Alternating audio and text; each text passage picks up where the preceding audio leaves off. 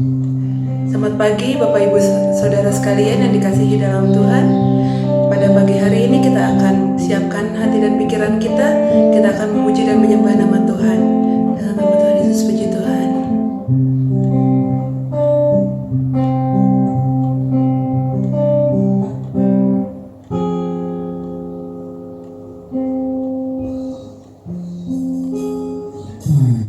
Ingat kasih-Nya, ingat kebaikan-Nya,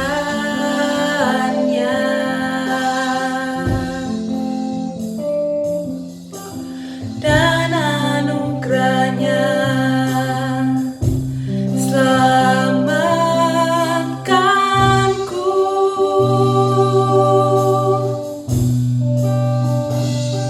Sebab kasih-Nya setinggi langit, kasih setia Allah pada kita.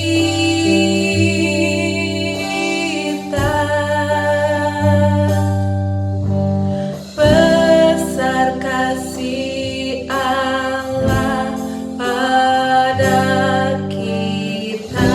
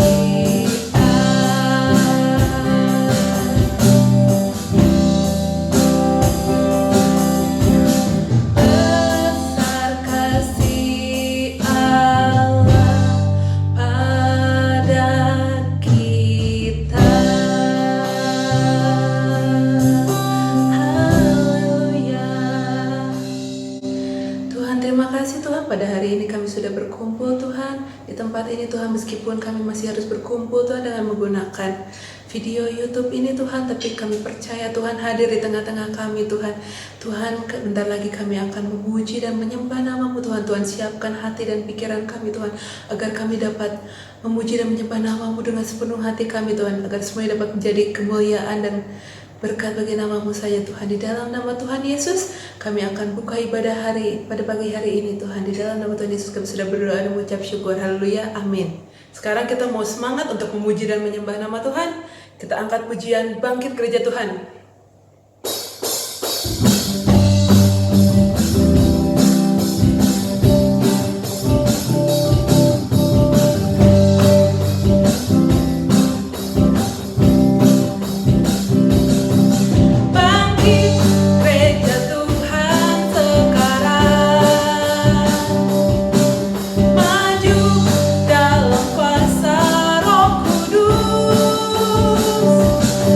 Kemana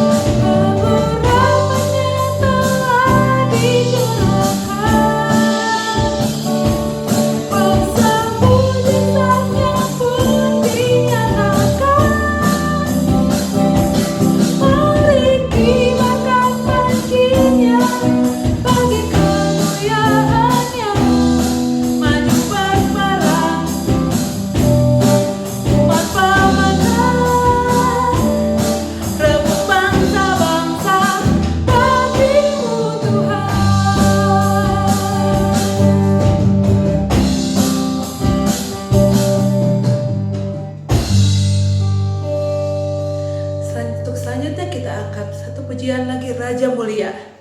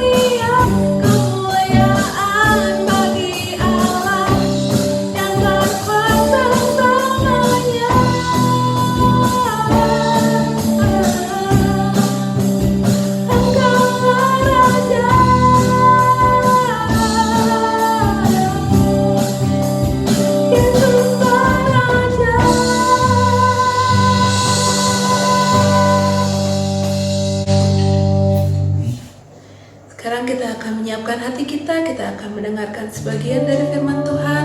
Untuk itu kita akan membawakan sebuah lagu penyembahan lebih luas dari samudra.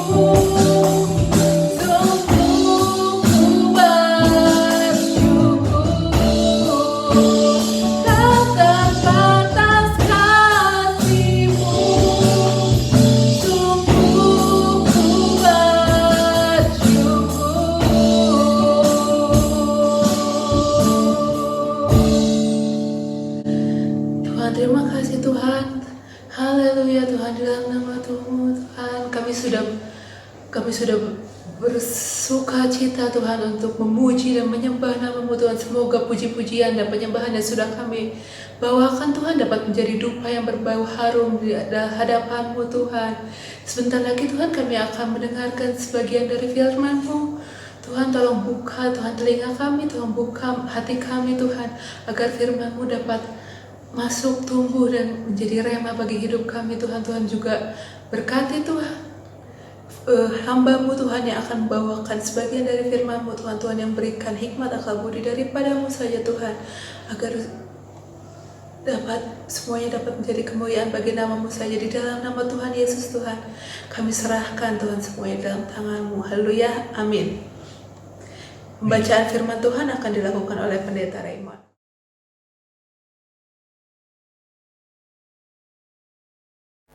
Haleluya. Puji Tuhan.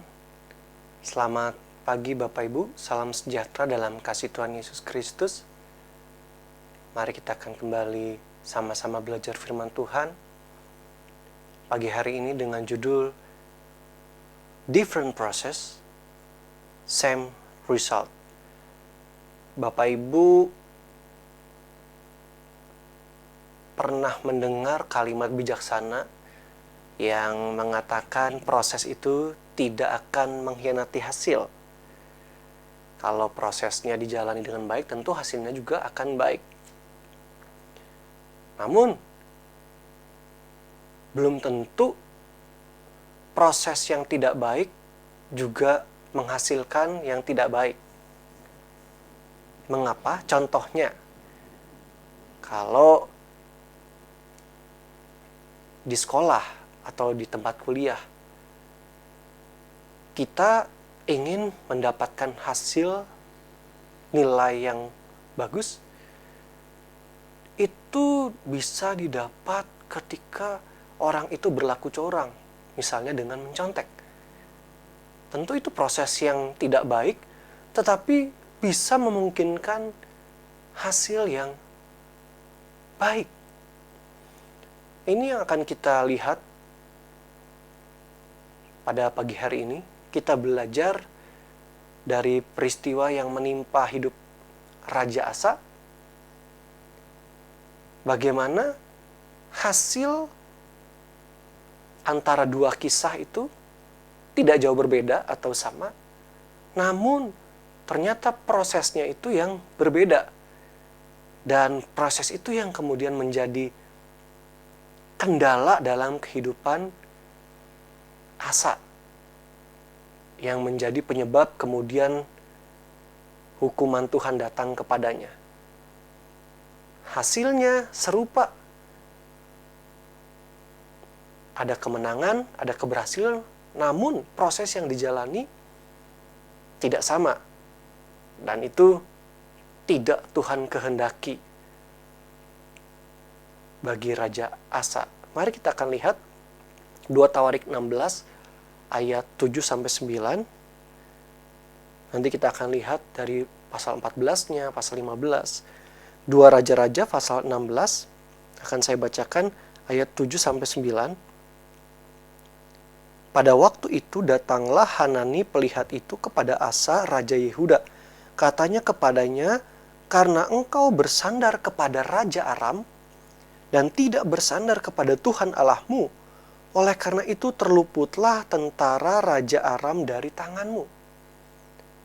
Bukankah tentara orang Ethiopia dan Libya besar jumlahnya, kereta dan orang berkudanya sangat banyak? Namun Tuhan telah menyerahkan mereka ke dalam tanganmu, karena engkau bersandar kepadanya.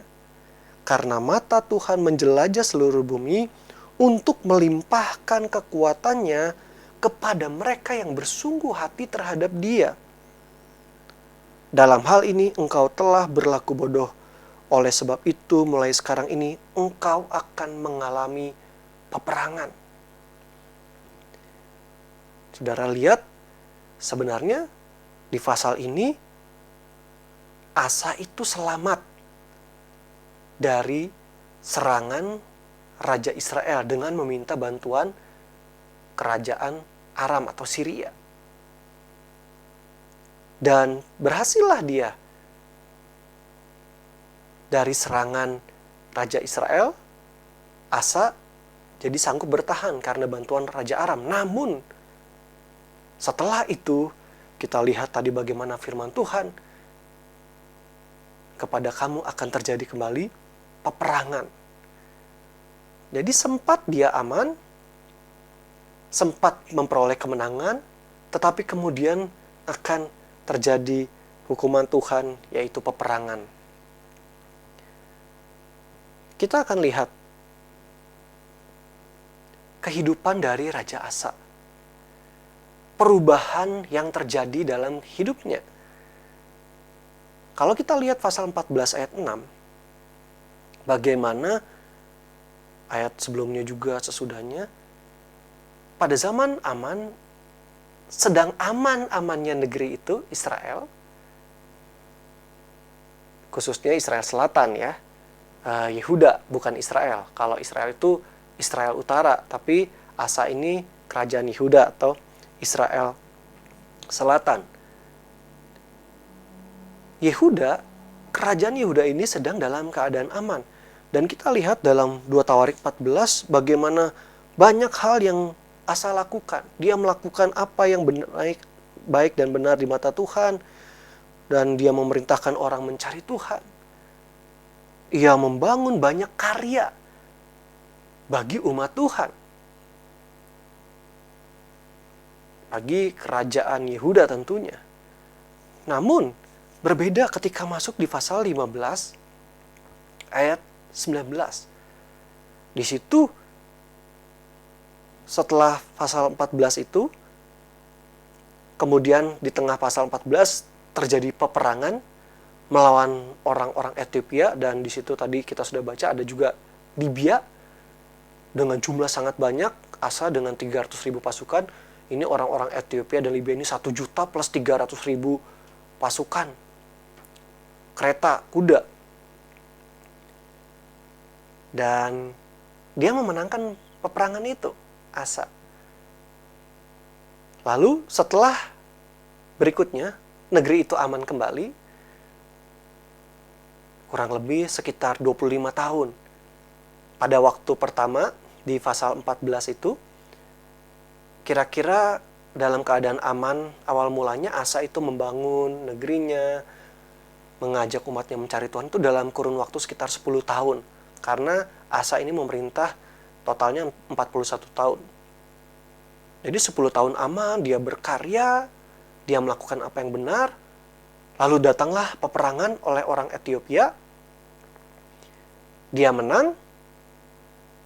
Kemudian balik lagi negeri ini aman. Dan amannya itu kurang lebih sampai 25 tahun. Karena di Alkitab dicatat bagaimana negeri itu aman dalam pemerintahan Raja Asa sampai ke tahun 35. Jadi kurang lebih itu 25 tahun kembali aman. Tapi di pasal 15 itu, saudara bisa lihat di ayat 19, ayat-ayat lainnya, tidak tertulis bahwa Asa melakukan perbuatan-perbuatan seperti di pasal 14. Tidak terlihat. Jadi dia sepertinya tidak melakukan apa-apa.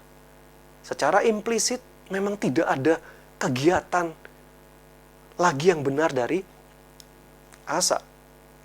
Lalu sebelumnya, waktu musuh datang, orang Ethiopia itu, maka Asa berseru kepada Tuhan. Tapi setelah kemudian kita lihat musuh datang, yaitu Raja Israel, tapi kali ini Aram yang dipakai oleh Asa untuk tempat bersandar. Atau Asa ini berserunya kepada Raja Aram. Dalam hal ini kita bisa lihat, saudara nanti lihat ya, itu Serah yang orang Ethiopia yang menyerang Asa, kemudian Raja Israel itu yang menyerang Asa, juga tertulis adalah pasal 16 itu Baesa, Raja Israel yang menyerang Asa. Dan Asa minta bantuan kali ini kepada Raja Aram, yaitu Ben-Hadad. semula dulu dia bersandar, berseru kepada Tuhan. Sekarang dia bersandar, berseru kepada Raja Syria, Raja Aram, Ben-Hadad. Lalu kita lihat satu lagi.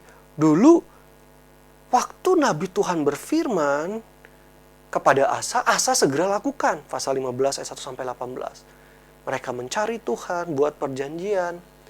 Namun sekarang, ketika firman Tuhan melalui pelihat, karena peristiwa ini, tapi justru Asa sakit hati kepada pelihat Nabi Tuhan itu.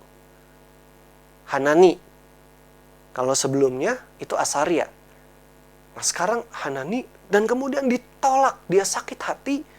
Dia sangat marah karena apa yang diucapkan oleh Hanani. Kemudian Nabi pelihat ini dibawa, dimasukkan ke dalam penjara.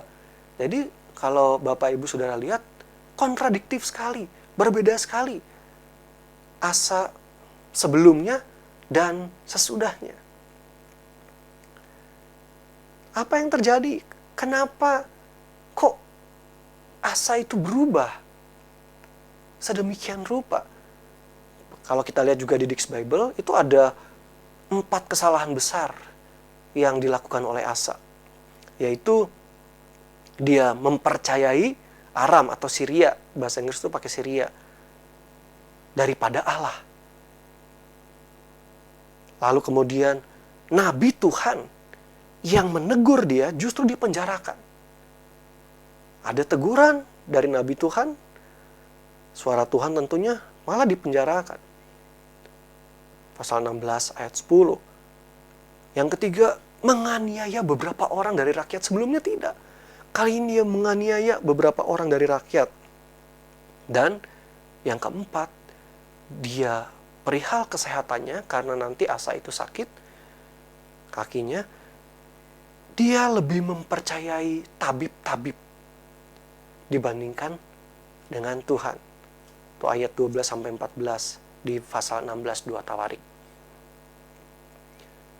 Sebenarnya saudara, pada zaman dulu sudah ada tabib-tabib.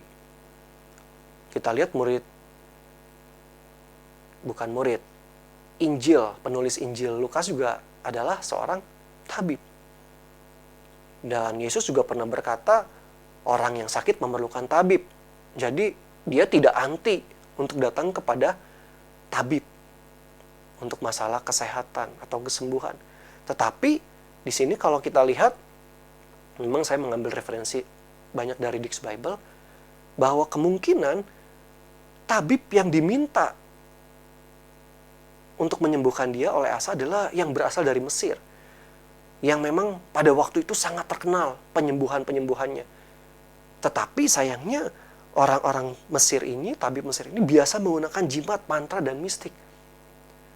Kita tentu ingat ketika bangsa Israel di Mesir, itu ini orang-orang pintar, ahli-ahli nujum bisa melakukan tulah yang awal. Sebelumnya mereka bisa melakukan juga dengan kuasa kegelapan, tentu kuasa mistik itu. Jadi dalam hal ini tabibnya yang dipercaya Asa justru orang-orang yang dengan latar belakang kuasa kegelapan mistik. Asa lebih mempercayakan mereka daripada percaya kepada Tuhan. Tuhan yang sebelumnya telah memberikan dia kemenangan yang sangat gemilang.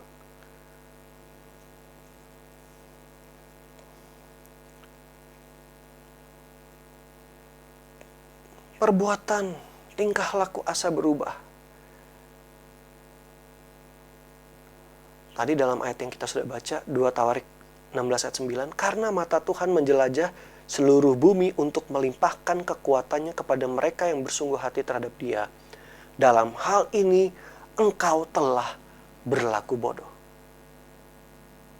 Asa telah berlaku bodoh. Berlaku bodoh seperti apa? Inilah alasan pertama kenapa sampai dia berubah. Behaviornya, perbuatannya berbeda dari sebelumnya. Yaitu dia berlaku bodoh dengan tidak bersungguh hati terhadap Tuhan. Bersungguh hati, bersungguh di situ shalom. Kita tahu kata shalom juga damai, tapi punya pengertian juga complete, perfect. Jadi seharusnya asa itu sungguh-sungguh benar-benar perfect atau komplit kepada Tuhan. Nah, kita lihat Asa tidak komplit perfect kepada Tuhan. Apa buktinya? Kalau pada waktu musuh datang awalnya, bagaimana dia itu sungguh kepada Tuhan, dia berseru, dia bersandar, dia memanggil Tuhan.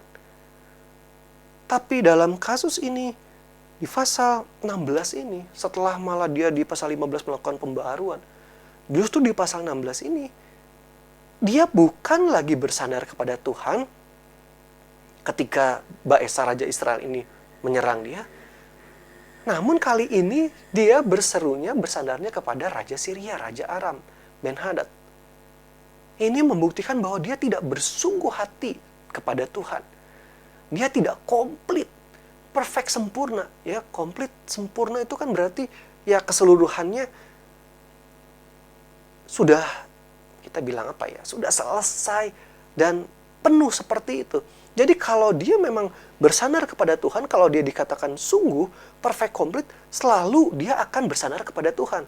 Jadi bukan ini bersandar kepada Tuhan, mencari Tuhan, lalu jadi ada peristiwa berikut, masalah berikut, dia bersandarnya kepada manusia, itu tidak bersungguh hati kepada Tuhan.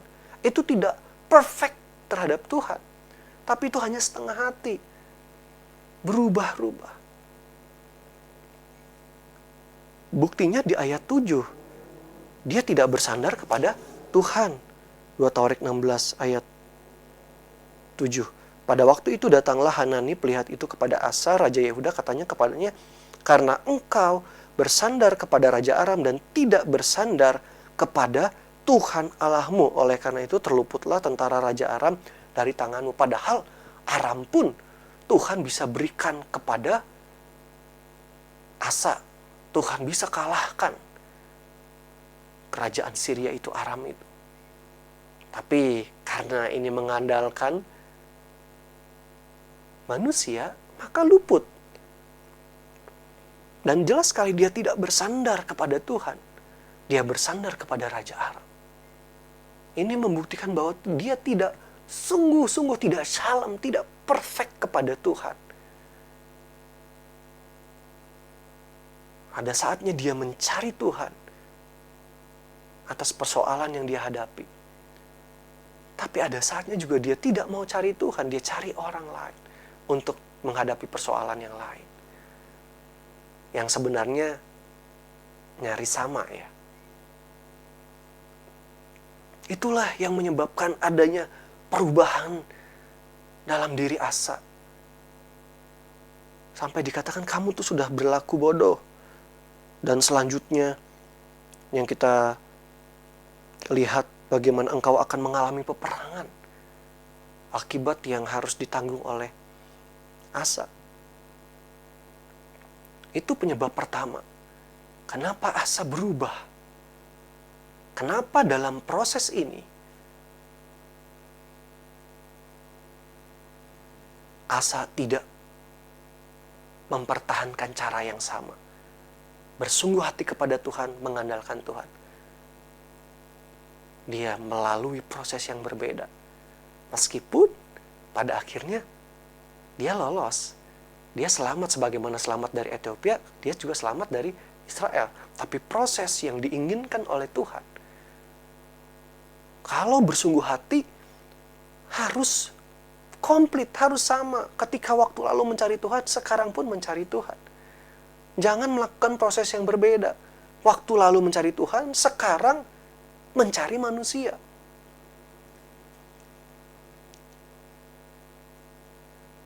Ini memang persoalan kita sebagai manusia juga. Terkadang kita tidak bisa bersabar untuk mengandalkan atau bersandar kepada Tuhan. Untuk mencari Tuhan. Padahal jelas-jelas di Yeremia 17 itu sangat terkenal ya. Ayat 1-5. terkutuklah orang yang mengandalkan manusia. Dan sebaliknya diberkatilah orang yang mengandalkan Tuhan, yang menaruh harapnya hanya kepada Tuhan. Sudah jelas sekali firman Allah memberikan pesan-pesan seperti itu. Tetapi manusia, kita cenderung menolaknya. Seperti minggu lalu ya, Tuhan kasih jubah kebenaran, seperti ini yang Tuhan mau. Ketika ada persoalan peperangan, andalkan Tuhan, bukan manusia. Namun kita menolak memakai jubah itu. Kita maunya, kelihatannya lebih pasti, lebih real kalau berharap sama si A, si B. Atau kita seperti Asa. Dalam satu peristiwa kita benar-benar, kita sungguh-sungguh, Tuhan, tolong saya. Dan Tuhan memberikan jawaban. Kita lepas dari masalah itu, kita menang. Tapi kemudian datang masalah yang hampir serupa, namun kita sepertinya tidak berdaya. Kita kali ini mencari manusia. Itu yang pertama. Kenapa kemudian terjadi perubahan dalam diri Asa? Lalu yang berikutnya, yang kedua adalah di 2 Tawarik 15 ayat 19. Di situ dikatakan tidak ada perang sampai pada tahun ke-35 pemerintahan Asa. Kurang lebih 25 tahun setelah kemenangan atas Zerah, Ethiopia itu ya, dan tadi termasuk ada Libya. Dan seperti tadi, pada bagian awal, pada saat Aman ini, dari Serah itu, yang notabene-nya lebih lama, kalau tadi kan awalnya dia 10 tahun dia berkarya, sekarang 25 tahun, lebih lama. Namun tidak ada karya-karya dari Asa.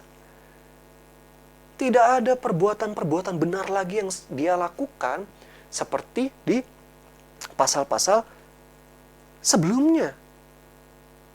Karena kalau kita lihat 15 ayat 19, tidak ada perang sampai pada tahun ke-35 pemerintahan Asa.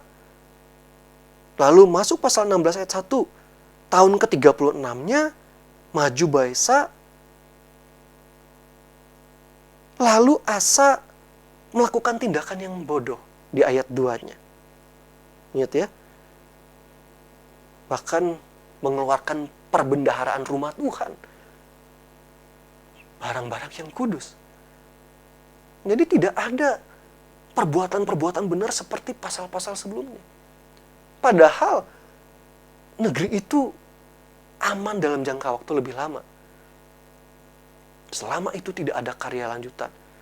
Dan kita ingat hubungannya dengan Daud dan Batsheba. Justru Daud pada saat raja-raja biasa berperang, dia memilih waktu untuk bersantai. Berjalan-jalan di atas soto rumahnya dan dia melihat Batsheba. Jatuhlah dia dalam dosa. Jemaat Tuhan, terkadang keadaan aman, keadaan yang nyaman itu menjebak kita.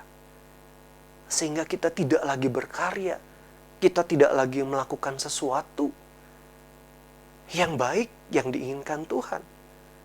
Bahkan malah kita bisa terjemus ke dalam dosa.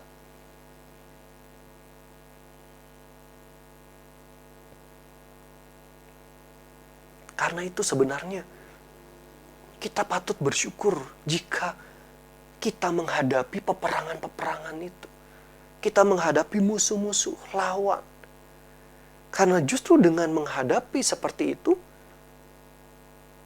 kita tidak terikat terus dalam posisi kenyamanan, keamanan yang bisa menarik kita justru tidak berkarya, bahkan jatuh ke dalam dosa. Tapi ketika ada musuh, ada peperangan, ada masalah, persoalan yang kita hadapi, kita akan kembali berupaya untuk mengatasinya. Kita akan kembali mendekat kepada Tuhan. Apalagi saudara masa pandemik seperti ini, sekarang ini. Ini benar-benar merupakan kesempatan. Karena belum jelas kapan selesainya. Di sini kita hari demi hari, kita berperang melawan virus itu. Kita berperang melawan kekhawatiran diri kita karena masih ada virusnya itu. kita berperang melawan kekhawatiran yang ditimbulkan pikiran kita, apa akibat fatal yang bisa diakibatkan dari virus itu? Bagaimana kita harus bekerja, kita belajar, kita beribadah, melibatkan juga ada orang-orang lain. Dan itu selalu menjadi alasan kita bisa jadi khawatir. Tapi kita bersyukur. Dengan adanya hal itu, kita mau tidak mau, kita akan terus mengandalkan kepada Tuhan. Karena Tuhanlah yang sanggup mengatasi segala krisis keadaan ini. Pemerintah juga nggak sanggup. Dengan adanya kita terus mengandalkan Tuhan. Sebagaimana saya ingat doanya Pak Mangutsong ya. Walaupun sudah, rasanya jenuh ya. Sudah nggak mau lagi lah bahas-bahas masalah ini. Tapi bersyukur dalam doanya. Di situ dikatakan justru dalam pandemik ini semakin kita itu mengandalkan Tuhan, bergantung pada Tuhan. Lebih daripada hari-hari sebelumnya. Puji Tuhan. Apa yang memang Tuhan sebenarnya inginkan? Apa yang Tuhan sungguh-sungguh inginkan? 2 Tawarik 16 ayat 8. Bukankah tentara orang Ethiopia dan Libya besar jumlahnya, kereta dan orang berkudanya sangat banyak? Namun Tuhan telah menyerahkan mereka ke dalam tangan-Mu karena Engkau bersandar kepadanya. Asa diingatkan, waktu musuh begitu banyak, tapi Asa bersandar kepada Tuhan dan Tuhan memberikan kemenangan. Rely, mempercayakan. Ketika Asa mempercayakan perkara ini, penyerangan ini kepada Tuhan, maka Tuhan memberikan kemenangan. Saudara silakan lihat di 2 Tawarik pasal 14 itu. Yang memukul kalah adalah Tuhan. Memang Asa atur barisannya, tapi kemudian dia mencari Tuhan, berseru kepada Tuhan, dan Tuhan pukul kalah. Itu 2 Tawarik 14 ayat 12. Itu yang Tuhan inginkan. Proses yang jangan sampai berbeda. Proses seperti waktu lalu kamu menang karena mempercayakan dirimu, pasukanmu, bangsamu kepada Tuhan. Dan proses kali ini pun yang Tuhan mau, engkau tetap bersandar, engkau tetap mempercayakan setiap persoalanmu kepada Tuhan yang sanggup memberikan kemenangan, yang sanggup membuat engkau menaklukkan musuh itu. 2 Tawarik 14 ayat 11, pada waktu itu kemudian Asa berseru kepada Tuhan Allahnya, "Ya Tuhan, selain daripada Engkau, tidak ada yang dapat menolong yang lemah terhadap yang kuat. Tolonglah kami ya Tuhan Allah kami, karena kepadamu-lah kami bersandar, dan dengan nama-Mu kami maju melawan pasukan yang besar jumlahnya ini. Ya Tuhan, Engkau Allah kami, jangan biarkan seorang manusia mempunyai kekuatan untuk melawan Engkau." Yang Tuhan inginkan, kamu bersandar, percaya kepadaku seperti yang kamu tunjukkan Asa, waktu kamu berseru kepadaku.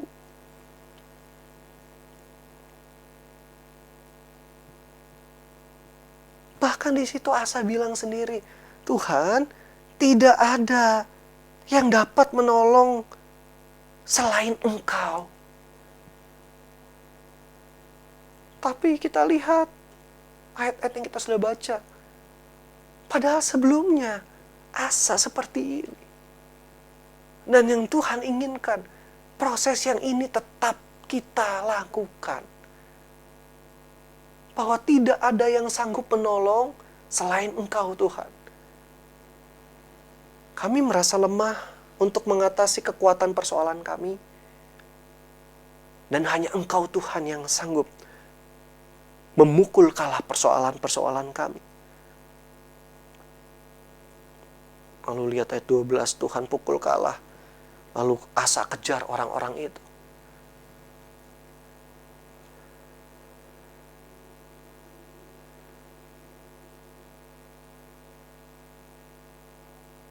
Di 2 Tawarik 16 itu diingatkan oleh Hanani. Di ayat 8 tadi. Bukankah itu sekian banyak mereka? Tuhan serahkan, Tuhan taklukkan mereka.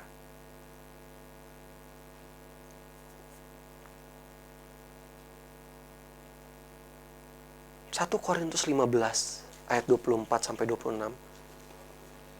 Mari kita juga percayakan segala peperangan rohani yang kita alami, persoalan, terus bersandar kepada Tuhan. 1 Korintus 15 ayat 24 sampai 26. Dan ada juga dalam Kisah Para Rasul, di Roma juga, kalau saya nggak salah. 1 Korintus 15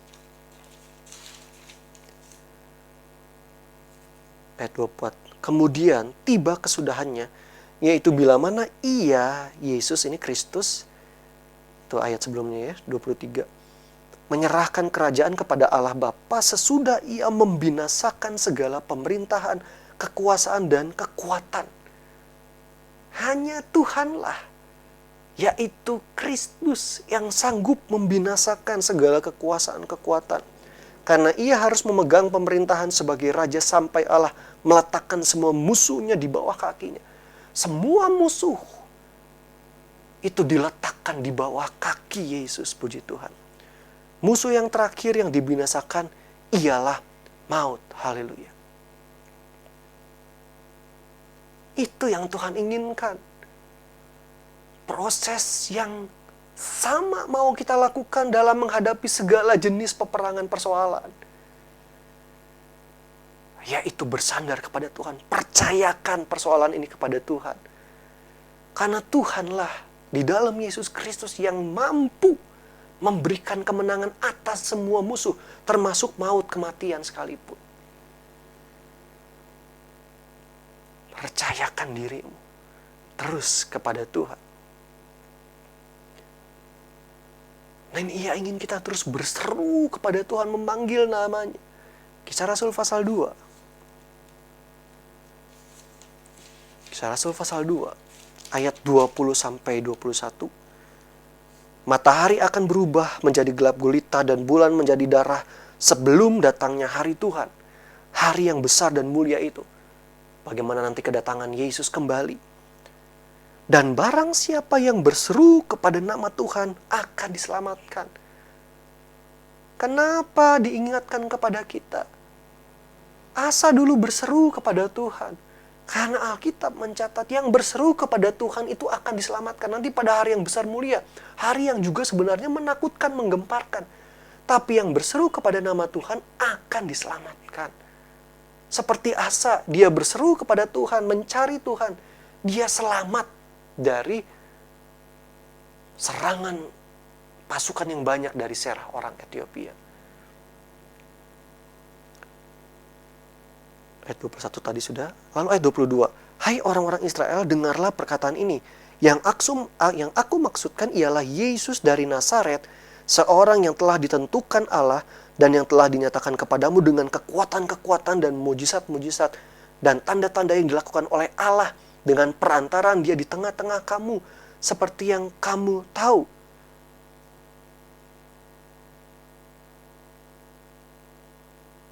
Ayat 36.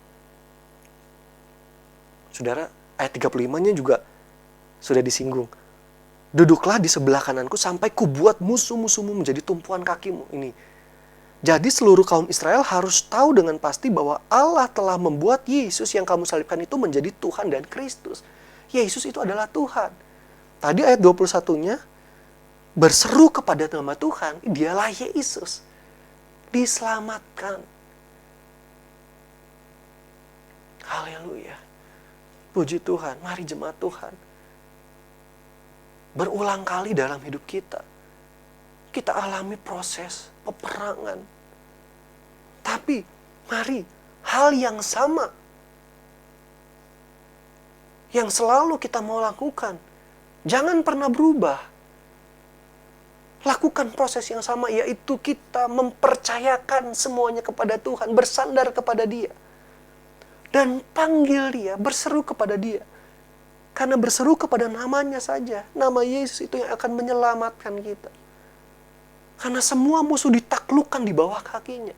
Di bawah kaki Yesus, panggil Dia, berseru kepada Dia. Baik peperangan, maupun keamanan itu dapat datang silih berganti.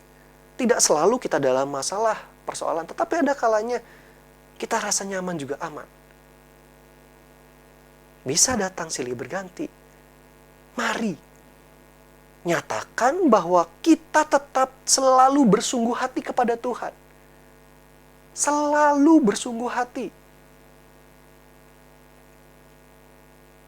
Dengan tetap bersandar kepadanya melalui seruan-seruan kita. Sebab cara seperti itulah yang kemudian menuntun kita untuk bertindak dan menerima kemenangan dari Tuhan atas setiap peperangan atau persoalan yang kita hadapi. Cara itulah yang Tuhan inginkan, yang seharusnya jangan diubah oleh Asa. Tuhan bisa taklukkan bahkan sampai Aram juga ke dalam tangan Asa, asal dia tetap mencari Tuhan, bersandar percaya kepada Tuhan. Baik kita dalam keadaan senang maupun susah, dalam keadaan sedang tanpa persoalan maupun banyak persoalan, tetap bersandar mencari Tuhan. Puji Tuhan. Dan itu sebabnya kita tetap lakukan. Beberapa hari kita terus dalam doa sebagai wujud memang kita mempercayakan diri kita kepada Tuhan.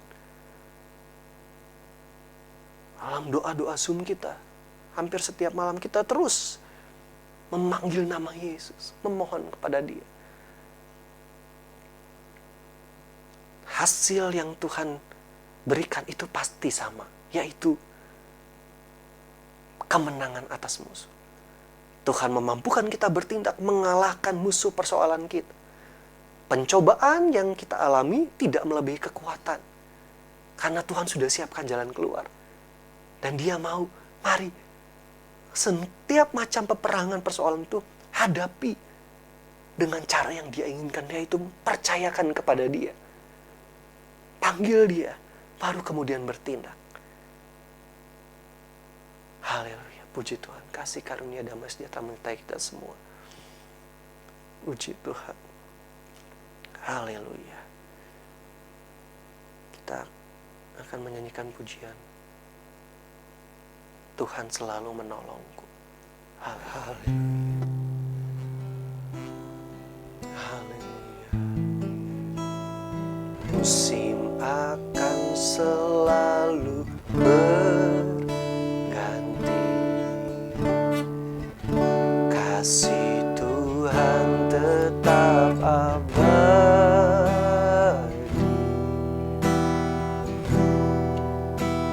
tak akan berubah sampai selamanya. Tetap percaya, ku yakin Tuhan memberkati, ku yakin Tuhan melindungi.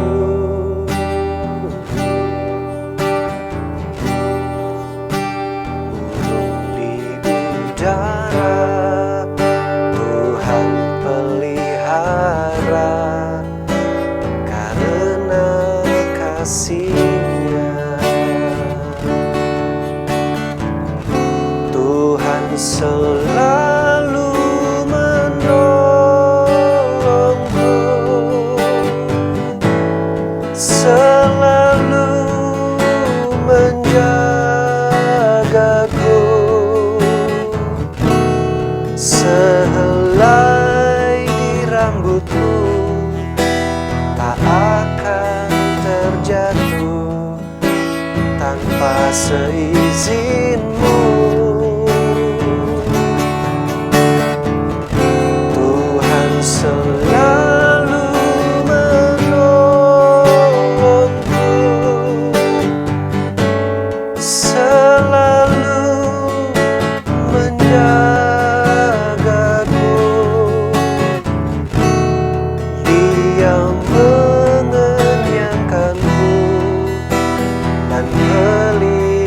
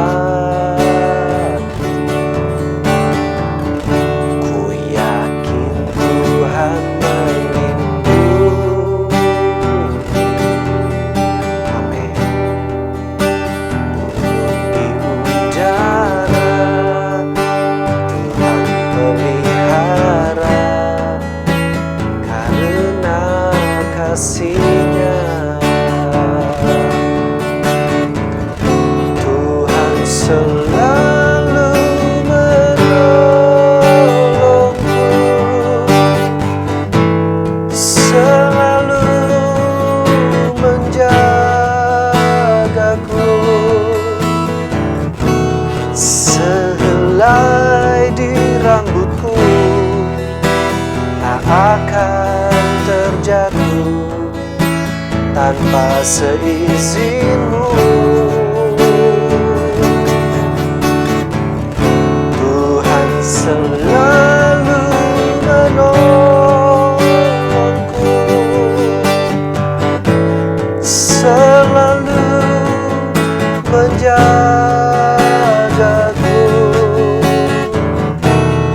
Dia mengenyangkanku dan peliharaku seumur hidup. Amin. Sembah Tuhan, puji Dia. Tuhan selalu menolongku, selalu menjagaku. Amin. Sehelai di rambutku tak akan terjatuh tanpa seizinmu.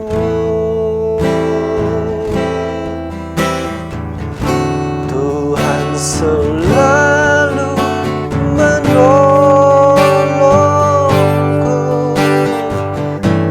selalu menjagaku. Dia mengenyangkanku dan peliharaku seumur hidupku. Dia mengenyangkanku dan peliharaku seumur hidupku. Amin. Dia mengenyangkanku dan peliharaku seumur hidupku.